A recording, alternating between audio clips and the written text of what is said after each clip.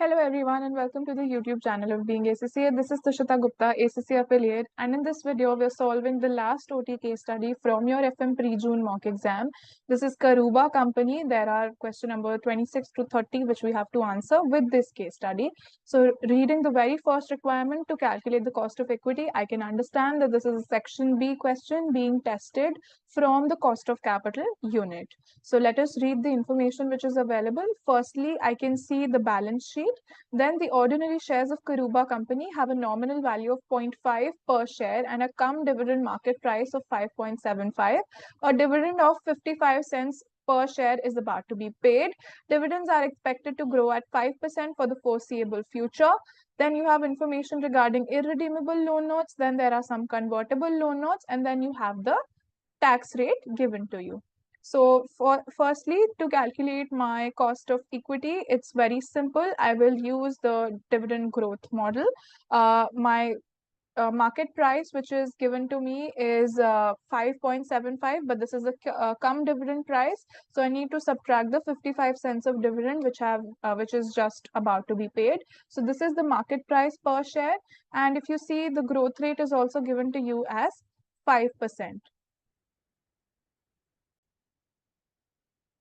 All right, so 5% is the growth rate given to us for the dividend, and 5.2 is the ex-dividend market share price that we have calculated. So using the formula sheet, you have, all of the formulae given to you over here. We are currently trying to work out the cost of equity. So cost of equity is nothing but your D0. So dividend is 0.55. Let us do it with brackets. So 0.55 multiplied by 1 plus the growth rate. So 1 is 1 plus the growth rate, which is 5%. So 1.05. You divide this by your price, and the price, which is X dividend, is we have calculated to be 5.2. So this is your first part. And that's to this entire thing, you're adding the growth rate. So the growth rate is 5%. So your ultimate answer, let us convert it to a percentage format. So in percentage, you're getting an answer of 16.11. So because they want to one decimal place, you enter 16.1% over here. Moving to the next one. What is the cost of debt of the 7% loan note? So let's read the information that is provided. The 7% loan notes are irredeemable and have a nominal value of $100 per loan note. The current cum interest market value of the loan notes is given to you as 104.5. So this is the market value, which is cum interest. That means interest is already included in it. This is question number 27. So firstly, I need to find out my interest. So interest is nothing but the 7% of the nominal value, which is 100. So 7% of 100 gives you $7 as the interest. Now to convert it to post-tax, basically your post-tax interest is nothing but this figure multiplied by 1 minus tax rate. Tax rate is given as 28%. So with this, you have your post-tax interest also worked out. Now let us find out the market value. So market value of my loan note is nothing but 104.5 minus the interest, which is just about to be paid, of 7. So 97.5 essentially is my X interest market value. Now I just need to find out my cost of debt, which is there post-tax. So it's nothing but I divided by your market value. So I over here is 5.04. 5.04. Divide this by your market value of 97.5 and you will have 5.17% as your answer.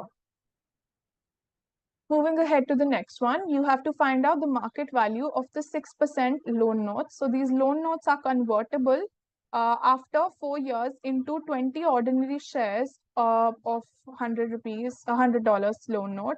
If not converted, they will be redeemed at 10% premium. Before tax cost is 8%. Share prices are expected to grow 5% for the next 4 years. So what do we do over here? We need to find out the market value of these loan notes. This is question number 22. First, 28, my apologies. So firstly, I'm going to put over here year by year all of my inflows. So 2, 3, and these are redeemable after 4 years. So in the first year, what is the market value? Always remember, is going to be understood from the perspective of the investor. So you're not going to take the post-tax values over here. Firstly, you will take your interest, which is, applicable over here at the rate of 6%. So firstly, you will take the 6% interest. This is 666 every year. Now, in the last year, there will be interest plus the redemption value or the conversion value. Let us see which option is higher. Option 1 is either to take it at a 10% premium, which will be 110. Option 2 is to get converted to equity shares. How many shares? 20 equity shares. What will be the value of one share?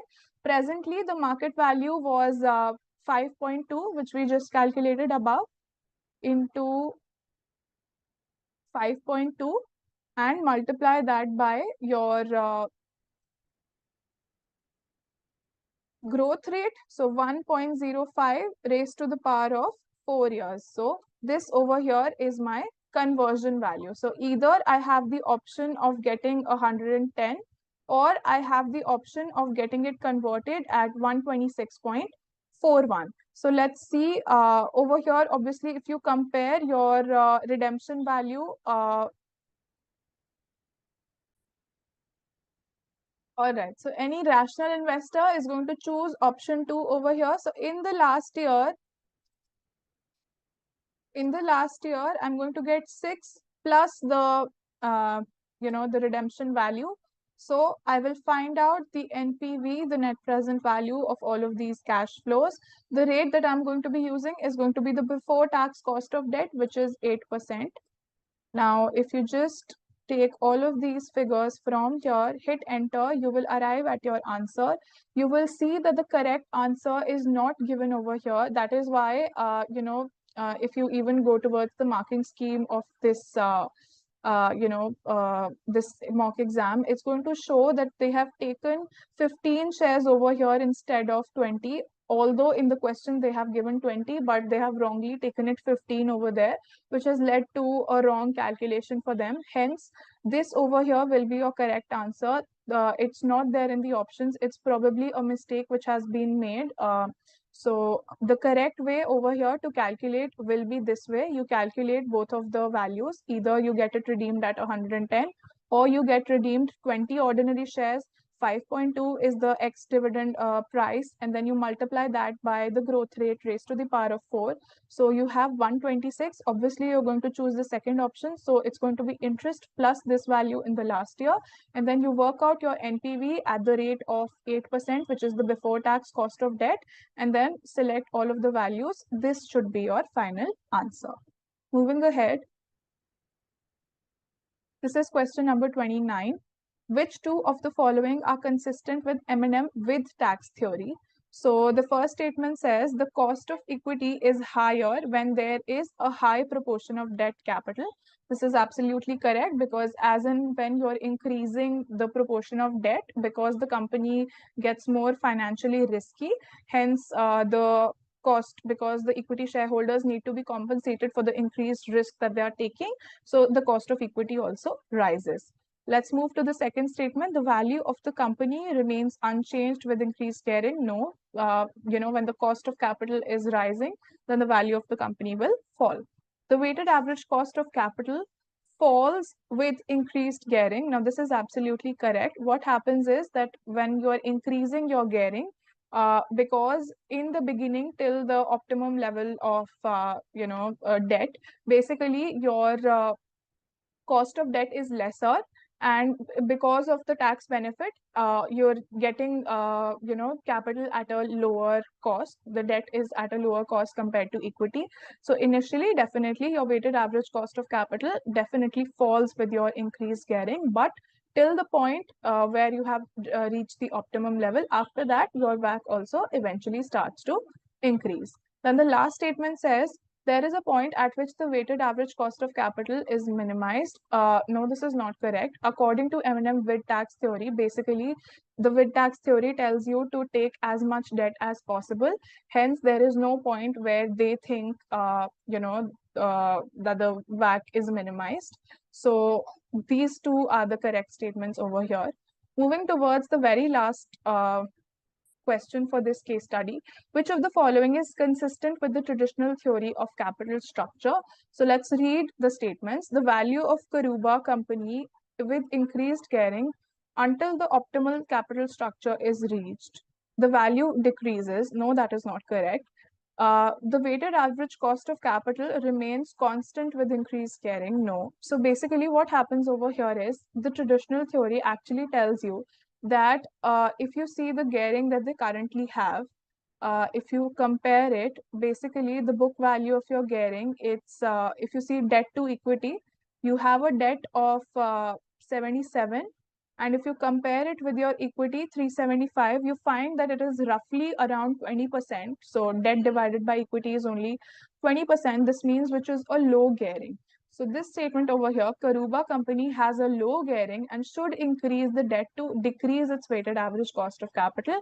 This statement is absolutely consistent with your traditional theory of capital structure. With this, we are done with this MCQ, and in the further videos to come, we will be solving the section C from the FM Pre-June mock. I hope that this was useful. Thank you for watching. I'll see you in the next